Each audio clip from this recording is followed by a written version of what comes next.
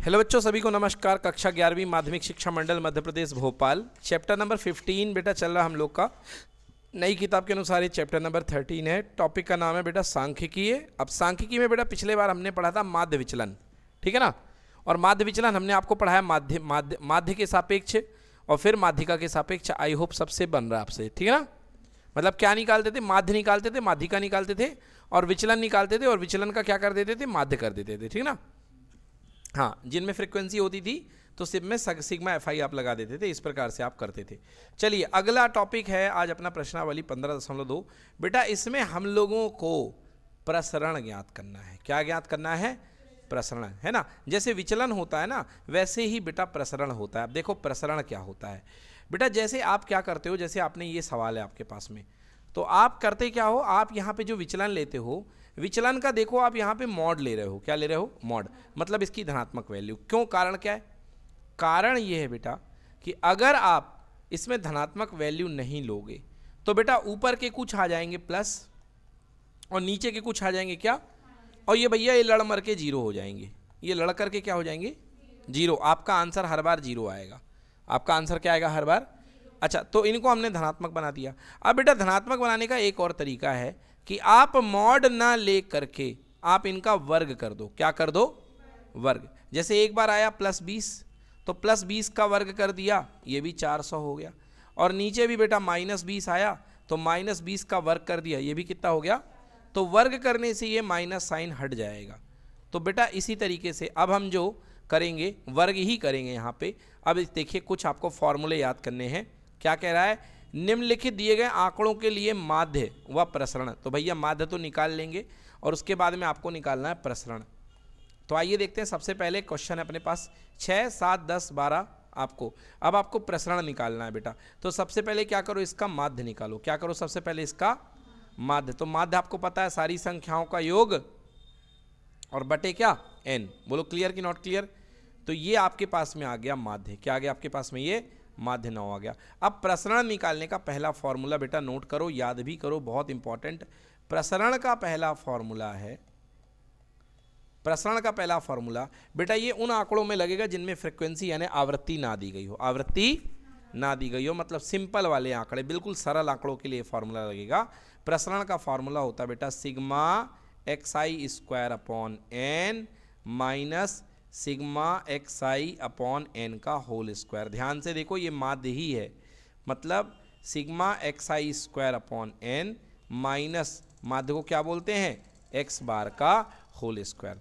तो ये देखिए आपने माध्य निकाल लिया, तो 9 का होल स्क्वायर, 9 का होल स्क्वायर यहाँ पे माइनस होगा। अब आपको करना क्या है? सिग्मा xi मतलब जितने आंकड़े हैं उन सबका स्क्वायर कर दो। क्या कर दो? सबका स्क्वायर। तो ये देखो ये सबने स्क्वायर कर दिया आपने।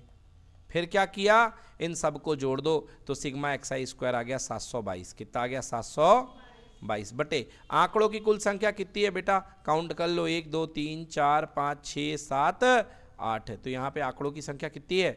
8 माइनस x बार कितना आया? 9 का स्क्वायर। बेटा इसको हल कर दो तो ये अपने पास आ जाएगा 90.25 और माइनस का कितना? 81। उत्तर आ गया 9.25। ये कहलाएगा बेटा प्रसरण। क्या कहलाएगा ये? ठीक है। तो पहला फॉर्मूला लिखो बेटा प्रसरण का। पहला फॉर्मूला जो आता है प्रसरण का बेटा, प्रसरण को डिनोट करते हैं सिग्मा स्क्वायर से। किस डिनोट करते हैं? Sigma square. प्रसरण का फॉर्मूला होता है पहला sigma summation xi square upon n minus sigma xi upon n का होल स्क्वायर। इसी को क्या बोलते हैं? माध्य बोलते हैं। क्या बोलते हैं इसी को? माध्य। तो सिग्मा xi का स्क्वायर अपॉन n माइनस माध्य का होल स्क्वायर। तो ये बेटा पहला फॉर्मूला है प्रसरण का, ठीक है ना। इसे बोलते हैं हम प्रसरण, ठीक है। प्रसरण। तो प्रसरण को सिग्मा स्क्वायर बोलते हैं। इंग्लिश में बेटा इसी को बोलते हैं वेरिएंस। क्या बोलते हैं? वेरिएंस। तो आपके पास आंकड़े क्या x के हैं, तो आप बोलोगे variance of x, variance of x। हाँ, ये फॉर्मूला होता है। इसी को सिग्मा स्क्वायर बोलते हैं और इसी को वेरिएंस ऑफ x। तो वेरिएंस ऑफ x बोले तो सिग्मा किसका? x का होल स्क्वायर इक्वल टू जो फॉर्मूला बताया मैंने sigma xi square upon n minus sigma xi upon n का होल स्क्वायर। ये बेटा हो गया आपका फॉर्मूला, ठीक है ना। हाँ ठीक है। सिग्मा एक्स क्या होता है बेटा, सिग्मा एक्स को बोलते हैं मानक विचलन, मानक विचलन, ठीक है ना। तो कभी भी आपको आपने देखा कि सिग्मा एक्स का स्क्वायर किसके बराबर होता है, वेरिएंस के, किसके बराबर, वेरिएंस का। तो सिग्मा एक्स किसके बराबर होगा, अंडर रूट वेरिएंस के, अंडर रूट वेरिएंस के। क्लियर, चलिए तो ये पहला फॉर्मूला हो गया, ठीक है ना। अगला सवाल देखते हैं। प्रथम n प्राकृत संख्याओं का आपको माध्य निकालना। थोड़ा सा रुकिए, इसको वक्त दीजिए आप। अभी आप पहले 2 नंबर और 3 नंबर को बाद में करिए, थोड़ा सा बड़े हो जाएं बच्चे, अभी छोटा दिमाग है। चलिए आगे चलते हैं क्वेश्चन नंबर 4 और 5 पे। सर ये क्या है, ये सर फ्रीक्वेंसी वाले, जी हाँ बड़े क्वेश्चन है, था आवृत्ति वाले। तो आवृत्ति वालों में आपका फॉर्मूला थोड़ा सा बदल जाएगा, है ना।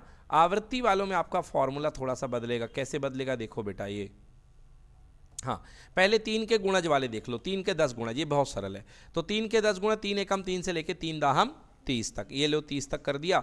सबसे पहले एक्स बार निकाल दो। कैसे निकालोगे, सिग्मा एक्स आई अपॉन एन, सिग्मा एक्स आई अपॉन एन। तो भैया सिग्मा एक्स आई 165 आया है, टोटल आंकड़े 10 हैं, तो एक्स बार क्या आ गया 16.5, ये देखो 16.5, ठीक है। अब प्रसरण का फॉर्मूला लगा लोगे, नहीं लगा पाओगे, ये बिल्कुल लगा लो, आपके पास आंसर आ जाएगा। बोलो क्लियर है ना। तो अपना तीसरा वाला भी हो गया।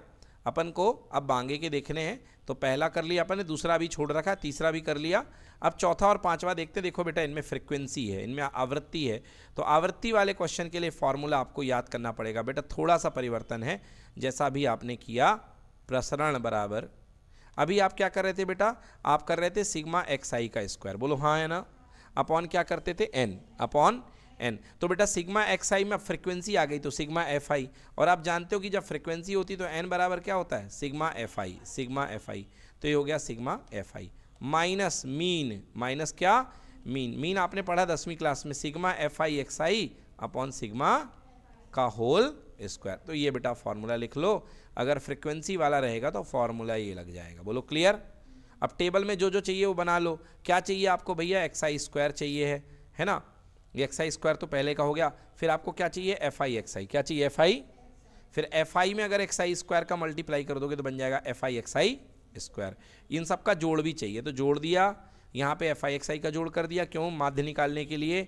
यहाँ पे सिग्मा एफ आई और यहाँ पे सिग्मा एक्स आई। बेटा सारी वैल्यू आप पुट कर दो, सारी वैल्यू क्या कर दो, और आपका फाइनल आंसर आ जाएगा। ऐसे ही बिल्कुल ये वाला बेटा सेम टू सेम, कोई परिवर्तन नहीं है। बस आपको मेन फार्मूला याद रखना है कि फ्रीक्वेंसी के केस में जो प्रसरण का फार्मूला होता है वो होता है सिग्मा एफ आई एक्स आई का होल स्क्वायर बटे सिग्मा का क्या, एफ आई माइनस सिग्मा माध्य यानी कि F I X I upon sigma F I का होल स्क्वायर। क्लियर हो गया, ठीक है ना। तो मतलब एक टेबल आपको F I X I square की बनानी पड़ेगी, एक टेबल आपकी एफ आई की क्वेश्चन में दी रहेगी, एक टेबल आपको एफ आई एक्स आई की बनानी पड़ेगी। क्लियर है। और एक टेबल आपको सिग्मा एफ आई की तो पता ही है दी है, ठीक है ना। और ये सब करके ये सारी वैल्यू निकाल के इसमें पुट कर देना, आपका आंसर आ जाएगा। क्लियर हो गया कि नहीं हुआ। अगला क्वेश्चन है लघु विधि द्वारा माध्य व मानक विचलन ज्ञात करिए। बेटा देखो इस बार मानक विचलन आपको निकालना है, इस बार प्रसरण नहीं निकालना है। और अभी अभी मैंने बताया मानक विचलन जो होता है वो होता है प्रसरण का अंडर रूट होता है। क्या होता है, प्रसरण का अंडर रूट। तो भैया पहले अपन को माध्य, लघु विधि यानी कि छोटी विधि के द्वारा अपन को पहले तो माध्य निकाल लो। क्या निकाल लो, माध्य। तो अपना 10वीं क्लास वाला माध्य का मेथड लगाओ। सबसे पहले आंकड़े को थोड़ा छोटा कर लो, डी आई बराबर एक्स आई माइनस ए। तो पहले आंकड़े दिए हैं, लिख दिया, बारंबारता लिख दी। अब आंकड़ों को छोटा कर लिया बेटा, ये आ गए अपने आंकड़े छोटे छोटे छोटे छोटे छोटे। बोलो क्लियर कि नॉट क्लियर। क्लियर हो गया। अब देखो बेटा जैसा मैंने कहा था कि अगर आप आंकड़ों को जोड़ोगे तो डेविएशन कितना आ रहा है, 0 आ रहा है। कितना आ रहा है। अब आपने करना है क्या, अब आपके आंकड़े एक्स आई नहीं है, अब आपके आंकड़े डी आई हैं। क्या है बेटा, डी आई। तो जो काम पहले एफ आई एक्स आई पे कर रहे थे अब वही काम आप करोगे डी आई पे। किस पे करोगे, डी आई पे। तो पहले आप कर रहे थे एफ आई एक्स आई का स्क्वायर, बट अब करोगे sigma F I D I का स्क्वायर। बोलो क्लियर कि नॉट क्लियर। तो ये पहले डी आई स्क्वायर निकाल लिया, तो -4 का स्क्वायर 16। ये देखो अब 0 नहीं हो पाएगा, नहीं हो पाएगा ना। और फिर क्या करोगे बेटा, फिर आप निकालोगे एफ आई डी आई का square, F I D I का स्क्वायर। तो एफ आई मतलब गुणा कर दो इसमें फ्रीक्वेंसी का, तो 2 में 16 का गुणा कर दिया, तो 16 दूनी कितना हो गया, 32। ये बन गई F I D I square. बोलो क्लियर कि नॉट क्लियर। क्लियर कि नॉट क्लियर।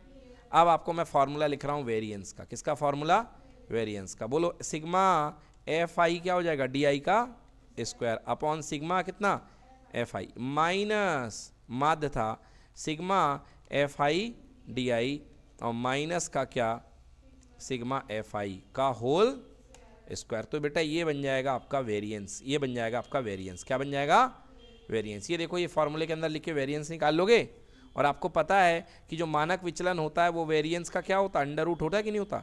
तो जो ऊपर आएगा उसको रूट के अंदर लिख दो कि नहीं लिख दोगे। तो रूट के अंदर लिख दोगे 2.86। क्या लिख दोगे 2. कोई ज़रूरत नहीं इसको हल करने की, आपको यहीं पर आंसर आपका छोड़ देना, आपको फुल मार्क्स मिल जाएंगे। ठीक है ना, कोई दिक्कत। हाँ तो मतलब आपको ये टेबल आपको डीआई वाली बनानी है। चलो अगला देखो, निम्न प्रश्नों के लिए बारंबारता के लिए माध्य व प्रसरण। भैया आपने वर्ग दे रखा है, क्या दे रखा है इस बार। पिछले बार वर्ग नहीं था, इस बार क्या है वर्ग है। तो वर्ग है तो आपको मध्यमान निकालना पड़ेगा। क्या निकालना पड़ेगा मध्यमान। कैसे निकलता है लोअर वैल्यू प्लस अपर वैल्यू का आधा, दोनों वैल्यू का आधा। चलो तो सबसे पहले ये देखो टेबल बनाई, ये देखो टेबल लिख दी पूरी की पूरी, फ्रीक्वेंसी जोड़ दी। अब क्या निकाल लिया बेटा मध्यमान। क्या निकाल लिया मध्यमान। अब इस बार हम लोग कर रहे हैं भाई साहब कौन सी विधि, इसको बोलते हैं पद विचलन विधि। कौन सी विधि पद विचलन विधि। तो जब आंकड़े बड़े बड़े होते हैं, बहुत बड़े बड़े होते हैं, तो आपको याद है हम लोग बनाते थे यू आई। क्या बनाते थे बराबर एक्स आई माइनस ए अपॉन कितना एच। याद आया एक्स आई माइनस ए अपॉन एच। तो इन लोगों ने डी आई लिख दिया, मैं कहूँगा बेटा आप इसको यू आई लिख दो। क्या लिख दो। तो यू आई बराबर हो गया एक्स आई माइनस ए अपॉन एच, क्योंकि वो जो यू आई होता है ना वो लघु विधि में लगता है उसको। D I sorry D I बराबर होता है एक्स आई माइनस ओनली ए, है ना, तब डी आई वाला फॉर्मूला बनेगा। अब किसका बनेगा बेटा यू आई वाला। किसका बनेगा यू आई वाला। तो बेटा अब पूरा पूरा आंकड़ा आपका यू आई हो गया। मतलब अब आपको निकालना क्या पड़ेगा, आपको चाहना पड़ेगा एफ आई यू आई। बोलो चाहना पड़ेगा नहीं चाहना पड़ेगा। और आपको चाहना पड़ेगा सिग्मा एफ आई यू आई का स्क्वायर। तो ये देखो बेटा ये एफ आई यू आई कर लिया और यू आई का स्क्वायर बना करके एफ आई यू आई का स्क्वायर गुणा कर दिया। बोलो हाँ या ना। अब चलो बेटा इसका प्रसरण का फॉर्मूला बिल्कुल वैसे ही जैसा कि सीखा। बोलो सिग्मा एफ आई यू आई का स्क्वायर, क्योंकि पहले क्या था सिग्मा एफ आई एक्स आई का स्क्वायर था, अपॉन में क्या सिग्मा एफ आई, अपॉन में सिग्मा एफ आई हो गया, ये कर दिया, minus sigma F I you I upon sigma F I का होल स्क्वायर। बेटा ये पूरा निकाल लो, नहीं निकालोगे, निकाल लोगे ना। बट एक काम बस इसके बाद में कर देना, मल्टीप्लाइड बाई एच का स्क्वायर, मल्टीप्लाइड बाई एच का स्क्वायर। क्लियर कि नॉट क्लियर। हाँ तो ये आपका आ जाएगा, ये आपका आ जाएगा क्या, आपका आ जाएगा ये मानक प्रसरण आ जाएगा। क्या आ जाएगा ये प्रसरण, है ना। इसको बोलेंगे वेरिएंस। क्या बोलेंगे इसको वेरिएंस, यानी कि प्रसरण। ठीक है, आ गया समझ में। अगला सवाल भी सेम ऐसे है बेटा, बारंबारता। पहले मध्य बिंदु निकाल लो, फिर इसके बाद यू आई निकाल लो, फिर यू आई का स्क्वायर एफ आई यू आई का स्क्वायर, और फिर फॉर्मूला लगा दो आप कौन सा, सिग्मा एफ आई यू आई का स्क्वायर बटे sigma F I minus F I you I upon sigma में एफ आई ब्रैकेट बंद इंटू एच का स्क्वायर। बोलो क्लियर कि नॉट क्लियर, बन जाएगा ना। अब कह रहा है लघु विधि, लघु विधि मतलब डी वाला फॉर्मूला, है ना, लघु विधि मतलब डी वाला। तो इसने तो मानक विचलन लगा दी है, स्टेप डिवीजन। चलो कर लेते हैं, ये वर्ग बना लिया, बारंबारता मध्य बिंदु मिल गया। अब बेटा ये डी आई बराबर एक्स आई माइनस ए अपॉन एच करके ये यू आई निकाल लिया कि नहीं निकाला।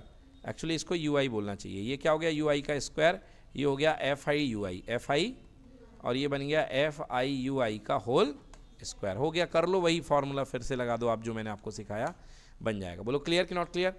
ये निकाला आपने प्रसरण, क्या निकाला। और मानक विचलन जो होता है वो प्रसरण का क्या होता है, अंडर रूट होता है कि नहीं होता। सेम क्वेश्चन बच्चों अगला दिया गया है, सेम प्रोसीजर आपको करना है, वही का वही आपको निकाल लेना है, ठीक है ना, कोई दिक्कत। तो इस तरीके से आपको ये प्रश्नावली करनी है।